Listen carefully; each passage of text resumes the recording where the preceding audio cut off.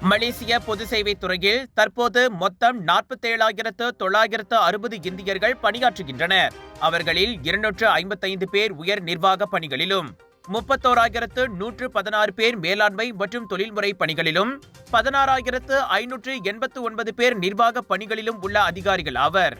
மனிதவள மேலாண்மை தகவல் அமைப்பில் உள்ள மொத்தம் 12,66,474 அரசு ஊழியர்களில் இவர்களும் ஒரு பகுதியினர் என கூட்டரசு பிரதேச விவகாரங்களுக்கான பிரதமர் துறை அமைச்சர் டாக்டர் ஜரிகா முஸ்தபா மக்களவையில் அளித்த எழுத்துப்பூர்வ பதிலில் தெரிவித்தார். இந்த தரவுகளில் போலீஸ் மற்றும் ராணுவ பணியில் இருப்பவர்கள் சேர்க்கப்படவில்லை.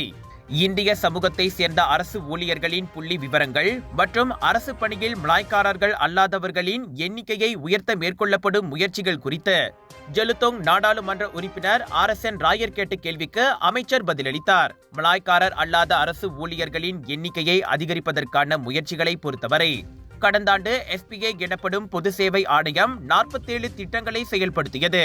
அதோடு நாடு தழுவிய அளவில் 15 சுற்றுப்பயணங்களிலும் பங்கேற்றதாக டாக்டர் ஜரிஹா கூறினார்.